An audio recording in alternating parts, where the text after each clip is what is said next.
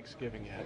So it wasn't Thanksgiving yet, I suppose, for Joel, but which I guess was the point that you guys talked about. But what do you think allowed him to do what he did tonight? I mean, he was obviously dominant, and you try to find that balance of not walking it up the floor every time and just posting Joel. We ended up doing that, and he just was dominant. So it's always that slippery slope of playing with pace and movement, and then realizing you got Joel Embiid. And tonight we realized that we had Joel Embiid, and the stat line that he produced was just dominant. He's been dominant before, but tonight was on a whole nother level. Why was it so different? I don't know. I think that he's just playing more confidently. I think he's getting his fitness base slowly underneath him. I feel like it's just, progressively playing with teammates and, being with us more. You've all heard me talk about the fact that he missed September and training camp. That set him back. And so I think his growth path and his comfort level, we felt like it was going to be coming after Thanksgiving. And Thanksgiving happened just a little bit quicker. Coach, what do you feel about 70 minutes in 2 games for Embiid?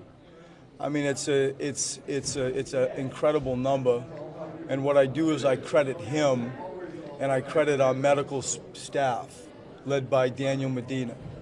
And if you had come to me sort of selfishly and said, after what do we played now, 14 games, you can expect he can play 35 minutes and look, good. You would have scratched your head and wondered how could that be. I think that the new NBA rules, how we're trying to save timeouts and walk games down and, provide sporadic rest helps us achieve the big minutes in fourth periods especially. But those two numbers are massive and certainly, influence us winning games. Considering Joel was so dominant tonight, the Lakers were still in there and could have won the game down the stretch. What was the difference in this game aside from Joel? I mean, I give Kuzma and I give Brandon Ingram a lot of credit. I think in those two young guys. And then the Lakers, sort of were on a similar path that we were on, trying to identify keepers, trying to identify franchise-type players. And those two guys, I thought tonight were excellent. We had a rough time with them boxing out. Like they had, I think, however many more shots than we did. I've never really seen a stat line. We had 86 shots. They had 109 shots, a lot through just offensive rebounding. That really put us back. It's the first time we've been out-rebounded, I think, in 7 games now, and they did a really good job of rebounding, and it kept them in the game. And those two guys did a great job of keeping them in the game. Simmons almost had another triple-double. I think he was 1 rebound short. How do you assess his performance? Well, isn't it like we're 5 minutes, 6 minutes into this conversation, and you bring that up, and it's true. And when you look at Ben Simmons, he ends up with, and he almost had, you just said it, 9 rebounds, 10 assists, 18 points. And he too, at times was dominant. And we all see his gifts. We see his skill in open court. We see his amazing sort of athleticism and skill package at 6'10". And Ben, again, had also, I think a very borderline dominant type of game. We talked about, before the game, I think someone brought up Simmons, and he's in a store company with Oscar Robertson, and Embiid did something that's never been done in those numbers before. I mean, how do you, from your standpoint, game by game, kind of digest what you're seeing with the two of them and what they've been doing for this team? I mean, I'm always, critical. We're always trying to be a coach. You're always trying to make us better and move us forward. And so the excitement that I get is more out of what we can be than what we are by a mile. Like, I thought tonight at times was ratty and sloppy.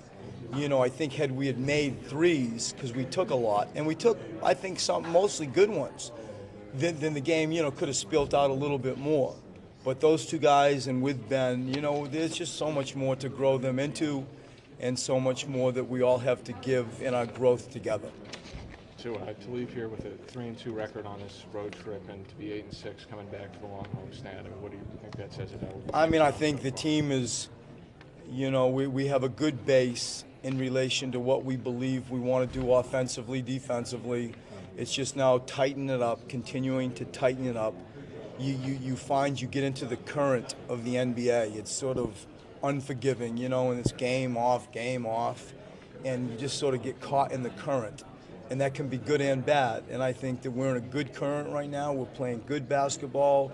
We can continue to just, you know, persevere with what we're doing, but along that path, really try to refine it and tighten it up. Coach, you think Joel kind of relishes the hostile, crowd, kind of has fun with it when he can, What do play you the think? villain role? He looks like it. I mean, that's who he is. I mean, you know, there's a mischievous side in Joel, and there surely is a competitive side in Joel. And, you know, to me, he doesn't cross the line. Like, if it got to the stage where I felt like he's hurting the team, you know, I got to do my job. But it's really never been that. He has fun. He wears his heart in his sleeve. He brings a cocky side and a swagger to the rest of his teammates. That is priceless. And we're all, you know, proud to be together in this. And he sure was special tonight. Last one.